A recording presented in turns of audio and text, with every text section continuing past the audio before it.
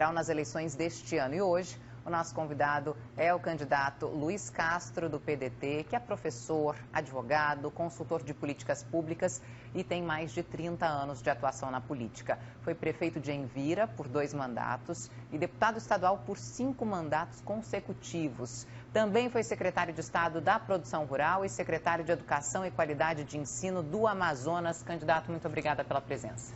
Eu que agradeço, Natália, por essa oportunidade de conversarmos um pouco, dialogarmos sobre a perspectiva da representação do Amazonas no Senado da República. A nossa entrevista tem 15 minutos e o seu tempo começa a contar a partir de agora. Candidato, eu queria começar falando sobre educação. O senhor é professor, foi secretário de Educação aqui do nosso estado, no governo Wilson, por quase 9 meses. Pediu demissão da secretaria em meio a denúncias de supostas irregularidades no contrato do transporte escolar. Por que o senhor resolveu deixar a pasta naquele momento e o que pretende fazer pela educação do Amazonas? Bom, eu deixei a pasta porque eu fui alvo da mais caluniosa, injusta campanha difamatória da minha vida pública. Com a consciência tranquila de não me beneficiar de nenhum contrato, de nenhuma vantagem lícita, eu que ao longo de minha vida pública nunca recebi propina de nenhum empresário para beneficiar negócio. Em nenhum negócio eu estava ali sendo alvo de acusações injustas e estava prejudicando a gestão da SEDUC, porque estava gastando mais tempo para me defender do que para gerir, do que ser efetivamente o gestor da pasta, que é muito importante.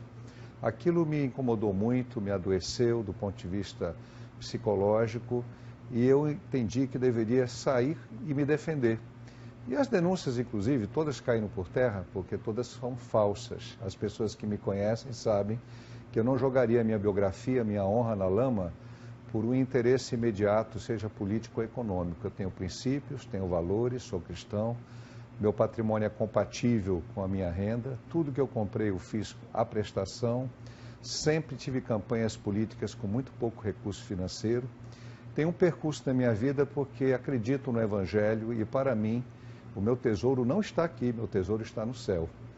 E saí de cabeça erguida, saí magoado, muitas calúnias, acusações, mas também como cristão aprendo a perdoar. E nós seguimos em frente. Educação, infelizmente, hoje é muito assediada por interesses outros que não os da verdadeira educação. Mas nós estamos hoje num partido, o PDT, que tem a bandeira da educação na sua origem.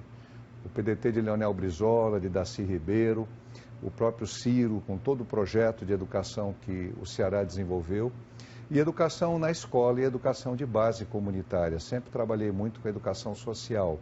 E eu pretendo apoiar tanto a educação dentro do sistema de ensino, a educação integral, quanto pretendo também fazer um trabalho amplo para que nós ampliemos as oportunidades de educação profissionalizante, educação de base, na nossa querida Amazônia, em especial no interior e na capital do Amazonas.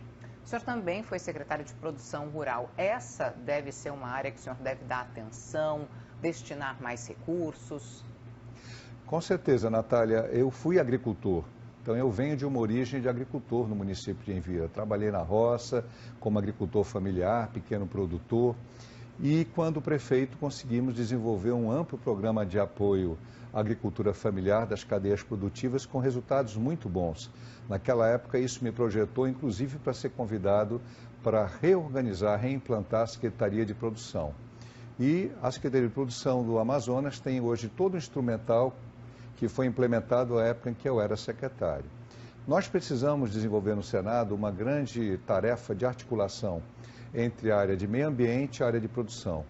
Eu tenho uma facilidade muito grande de dialogar com o agronegócio, com a agricultura familiar e também com aquelas entidades e pessoas que defendem o meio ambiente.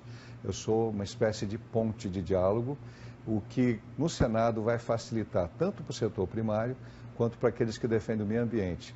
Sei e entendo e compreendo as razões de cada um.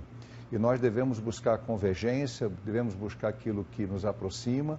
E como pequeno produtor, eu vou sempre defender o agricultor, o pescador, o extrativista, mas ao mesmo tempo vou defender que com mais tecnologia, com melhor assistência técnica, com trabalhos de extensão rural mais fortes e mais decisivos, a gente possa ter uma política agrícola sustentável.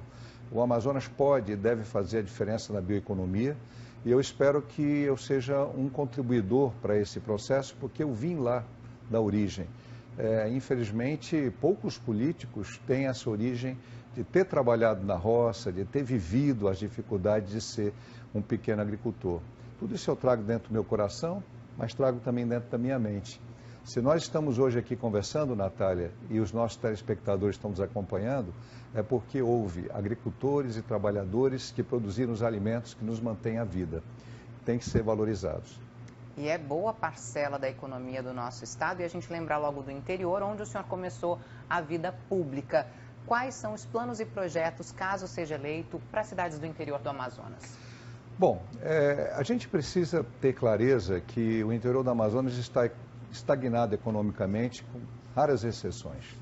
E que a Zona Franca é muito importante, mas ela não tem sido suficiente para alavancar as cadeias produtivas, seja do setor primário de maneira ampla, seja da nossa bioeconomia.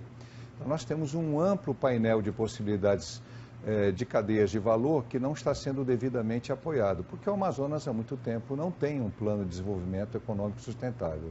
No Senado, eu vou trabalhar para atrair investimentos e para mexer na legislação que hoje não beneficia, não é só o Amazonas, a Amazônia. Nós precisamos mudar o perfil do crédito agrícola, precisamos ter um investimento muito maior em regularização fundiária, precisamos priorizar recursos para assistência técnica, extensão rural e infraestrutura.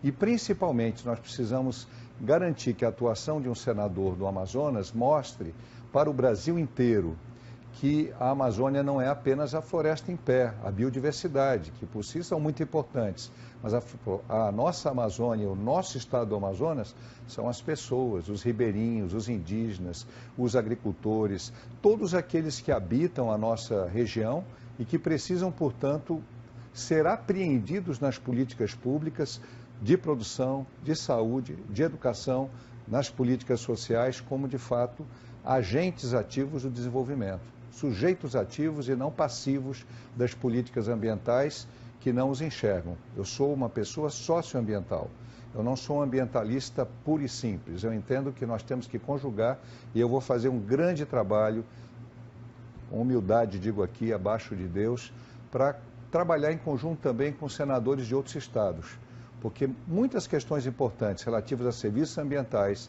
atração de crédito de carbono, investimentos na bioeconomia, dependem da união dos senadores da região amazônica. Hoje os senadores estão de costas.